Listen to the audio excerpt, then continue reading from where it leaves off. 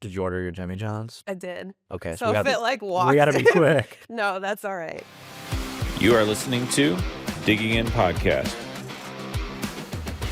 presented by Rooted Wealth Advisors.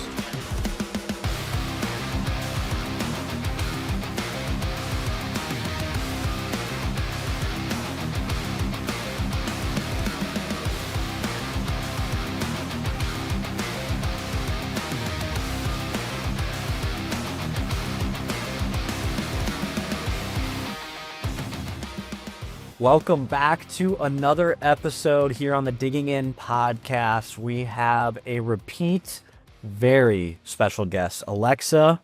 How we doing? I'm good. I'm happy to be here again.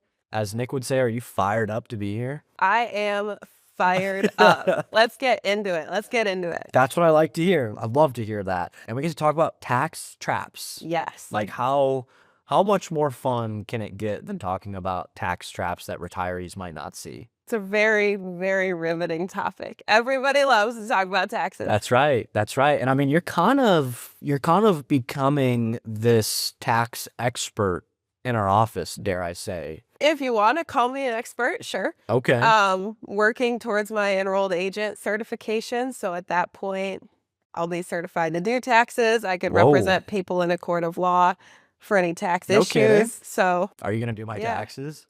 For a fee, of course. I don't know if I'd want to touch your taxes, to be quite honest. Yours would be pretty complex, I'm pretty sure. I was going to say, I don't know what that means. But yeah, no, I think they'd be pretty complex. But we'll see. Me and JQ have had some conversations. We could take a stab at it. Okay, yeah. Well, it's got to be confidential, of course. Yes. But anyway. Yes. So when do you expect to have that completed? The goal as of now is to have that done by the end of spring. Okay, cool. I'm excited. Then I'll... excited to see where that takes you, and I'll make sure I follow up on that. All right. So let's get to some questions. Okay. So as I mentioned before, we're going to be discussing, the way that JQ titled it, tax traps that most retirees don't see. And so really the first question I think is a really good question, but why are taxes often higher than people expect in retirement? I think when people think they don't work anymore, that I don't make as much money, those numbers are just going to drop. But when you think about those income sources you're getting in retirement, whether it's Social Security, whether you're taking RMDs, whether you have pensions, those are all taxed differently. And so I think that it doesn't come into perspective for them how that's going to change how they're taxed in the long term, because some of those things can push them into a higher tax bracket. I think a simple question that I like to ask is like, well, do you in essence want to take a pay cut in retirement? And I would say for most, 80% of people, they say no, right? So if I want to have the same standard of living, the same lifestyle that I'm accustomed to today, oftentimes I'm going to need to have the same amount of income that I have today. I think where a lot of people struggle, they don't have that diversity, right? Like, of course, we want our income to be tax-free in retirement, but it's not a perfect world. So a lot of our income, if not all of it, is going to be taxed. So in addition to everything that you had just said. So one of those reasons, in my opinion, that our income, thus our taxes, can actually become higher in retirement than today is required minimum distributions, right? Those dreaded RMDs that people forget about. And then it like sneaks up on them, and then they get to 73 and they're 75, and it's like, oh my gosh, like now I got to take 40, 50 grand that I wasn't expecting to. Good problem to have, but what are RMDs in plain English? As you said, they're required minimum distributions. It's essentially a way for the government to kind of make you pull money out of those tax divert accounts. It can't just sit there. Mm-hmm. So it's essentially them saying, at this age, you need to start taking this amount so that your money just doesn't continue to sit there and grow, since it is tax deferred. And you can leave it there until you die. But the government doesn't want that because they can't tax you on it until the RMDs. And by tax deferred accounts, like your traditional 401k, IRAs, 403bs. Because I think a lot of the times people, will say, like, I can't believe they're forcing me to take, my money. Like, they're double taxing me. And it's like, well, not really, because when you put the money in there, you not only deducted it on your taxes, like you saved in taxes, it grew all these years without taxes. And really the IRS is just saying, hey, we've allowed that for so long. it's our turn. Like, we want you to start taking that so we can start to get our keep. I'm not saying it's right or wrong, Yeah. but that's the reasoning behind it. Yes, that's how it works. Exactly. And I think those RMDs, like, I cannot tell you how many times I sit down with someone in their late 70s, early 80s, they're just like, oh, like, I wish I would have planned better for this in my past, because they are at a point where their taxable income is higher than it ever was while they're working, specifically because of those RMDs. Yes. So I say that with another question. When do number one, what is a Roth conversion? And number two, when does it make sense? So a Roth conversion is essentially taking money from those tax deferred accounts and moving it into a Roth. So essentially, you're taxed up front when you convert the money over, and then it just continues to grow tax free, because a Roth is technically a tax free account. Okay. So when you're kind of figuring out when you want to do a Roth conversion, it's important that you take into consideration when your income could potentially change. What tax bracket are you currently in? What are your low income years?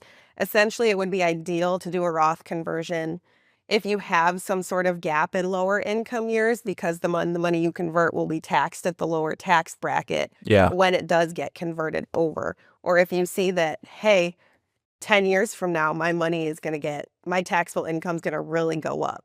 Convert now to help reduce that tax burden later. Yeah. Or potentially those RMDs, right? Yes. Okay. Yeah. Yeah. I would say, in a perfect world, lower year of income, convert, a big year of deductions, convert, right? And in essence, you're paying less from a tax percentage now than you would later, but also you'd be forced to take less money in the future, which will hopefully keep you in whatever bracket you want to be in.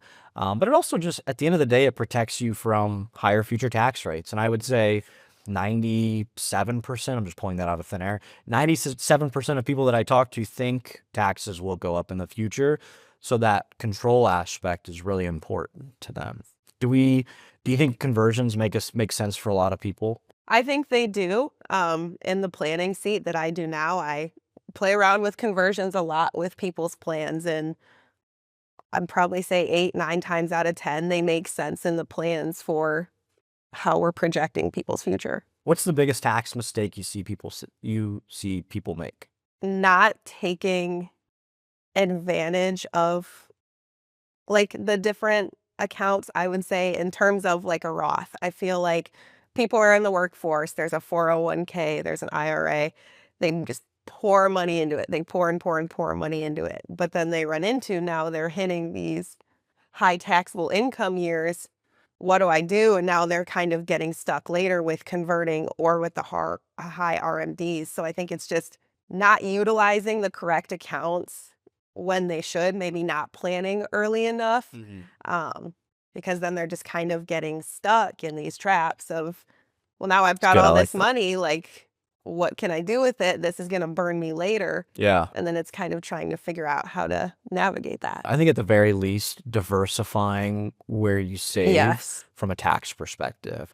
I frankly, I think too often we become so obsessed with either like tax deferred accounts and rightly even tax free accounts. And like, even though 8 or 9, 10 times out of 10, we should be going towards the tax free accounts, there is the 1 or 2 times that we should be looking at both. Right. And I think just not, becoming blind to what else is out there. Yeah. So that also, you had kind of mentioned it, but like, how early should we start tax planning?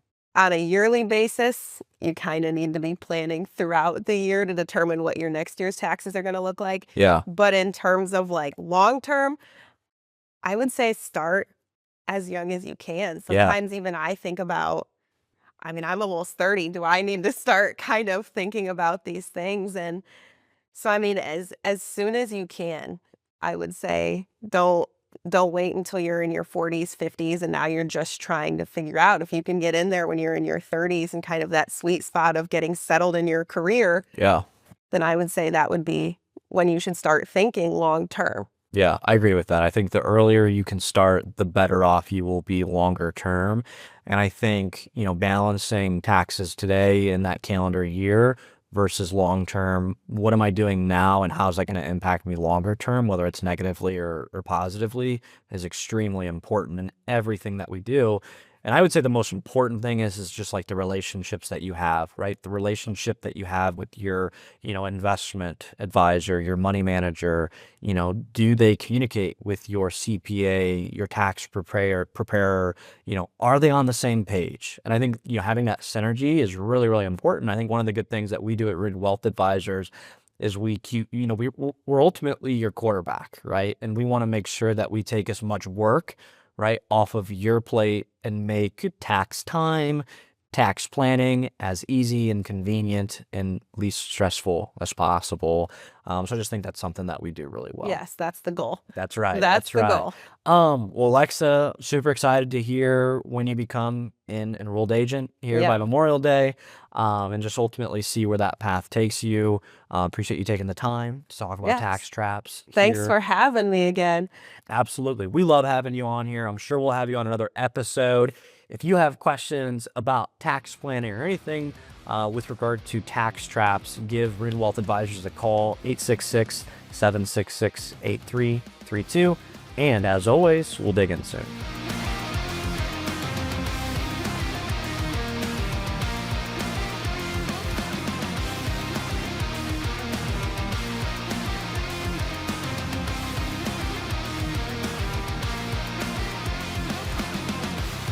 This was Digging In Podcast, presented by Rooted Wealth Advisors.